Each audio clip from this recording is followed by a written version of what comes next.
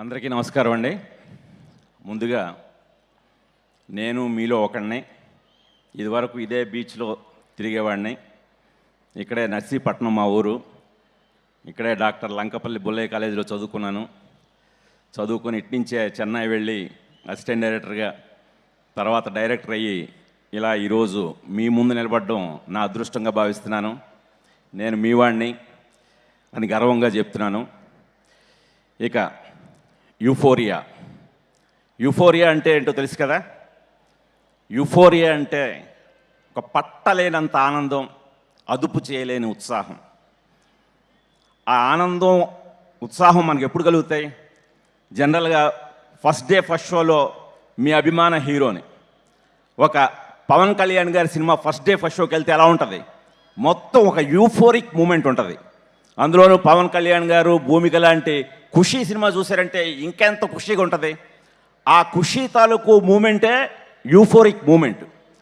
So అలాంటి euphoric మూమెంట్లో మనల్ని మనం అదుపు చేసుకోవాలి. అదుపు తప్పేమంటే, అదుపు తప్పి విచక్షణ కోల్పోతే అది జీవితాన్ని చాలా ప్రమాదంలో పడేస్తుంది. యూత్ ఇప్పుడు నిజంగానే ఇది ఆలోచించాల్సిన విషయం.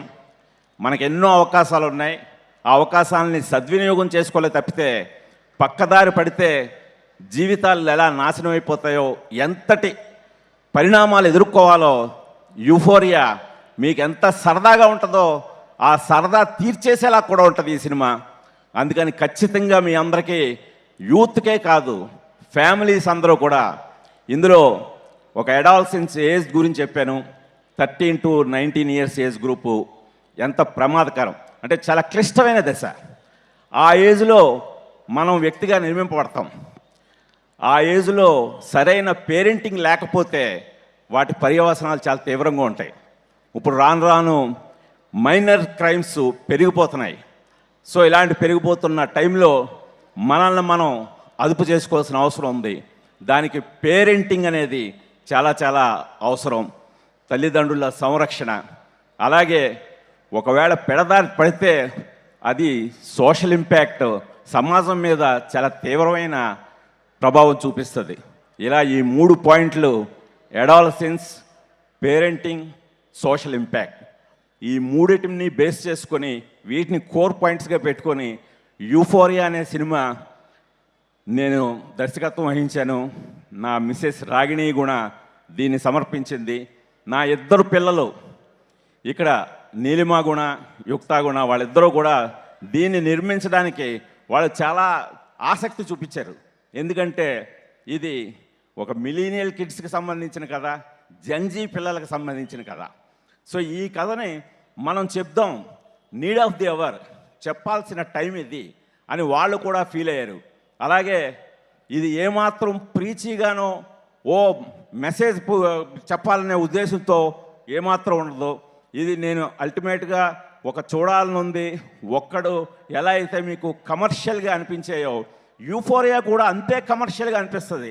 మొదటి నుంచి చివరి వరకు మెసేజ్ అనేది మీకు కనబడుతుంది తప్పితే నేను మెసేజ్ రుద్దను, అది మీకు సన్నివేశంలోనే అర్థమవుతుంది. సో ఇలాంటి సినిమాని ఈ రోజున ఎన్నో వసంతాలు అనే ఒక పాటనే కిట్టు విశ్వాప్రగడ్ అనే ఆయన రాశారు. దీనికి సంగీతం కాలభైరవ వహించారు. ఇది ఆదిత్య మ్యూజిక్ ద్వారా విడుదలైంది. ఈరోజు ఈ పాటని ఇక్కడే విడుదల చేయడానికి ముఖ్య కారణం, మన వైజాగ్ వాసులకి మెలోడీ అంటే చాలా ఇష్టం. మెలోడీ ఎప్పుడైనా హిట్ అవ్వాలంటే టోటల్ 2 స్టేట్స్లో ఫస్ట్ వైజాగ్ నుంచే టాక్ వస్తుంది. ఆ పాట, మెలోడీ పాట చాలా పెద్ద హిట్ అని. అందుకనే నేను కాలభైరవ కంపోజ్ చేస్తున్నప్పుడే ఈ పాటని, ఎన్నో వసంతాల పాటని వైజాగ్లోనే లాంచ్ చేయాలనుకున్నాం. అంతటి మంచి సంగీత అభిరుచి ఉన్న ప్రేక్షకులు మీరు. ఈ రోజున ఎన్నో వసంతాలను కూడా మీ ముందు విడుదల చేయడం చాలా చాలా అదృష్టంగా భావిస్తున్నాను. ఇకపోతే ఈ సినిమాకి మిగతా టెక్నీషియన్స్ కూడా అందరూ కూడా కొత్త వాళ్ళని ఇంట్రొడ్యూస్ చేశాను. ఒక కెమెరా ప్రవీణ్ కే పోతన్, అంటే నన్ను నేనే డిఫరెంట్గా, అంటే ఈ సబ్జెక్టు అలా డిమాండ్ చేసింది. ఒక న్యూ ఏజ్ ప్రజెంటేషన్ తోటి మీ ముందుకు తీసుకురావడానికి అందరూ కొత్త వాళ్ళని ఇంట్రొడ్యూస్ చేశాను. అందులో భాగంగా ఆర్టిస్టులను కూడా ఒక 6 నెలల పాటు ఆడిషన్స్ వహించి వాళ్ళందరినీ కూడా తీసుకున్నాను. అందులో ముఖ్యంగా మన వైజాగ్ వాసి మనందరికీ ఒక స్టార్ మేకర్ సత్యానంద్ గారు నాకు సజెస్ట్ చేశారు, విఘ్నేష్ గవిరెడ్డి.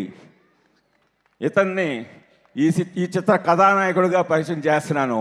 ఖచ్చితంగా ఇతని పేరు గుర్తుపెట్టుకోండి, విఘ్నేష్ గవిరెడ్డి. సో అలాగే నెక్స్ట్ పృథ్వీ అడ్డాల. ఇతను ఒక విలన్ క్యారెక్టర్లో ఇతన్ని ఇంట్రడ్యూస్ చేసుకున్నాను. వీళ్ళందరినీ ఆడిషన్ చేసే తీసుకున్నాను.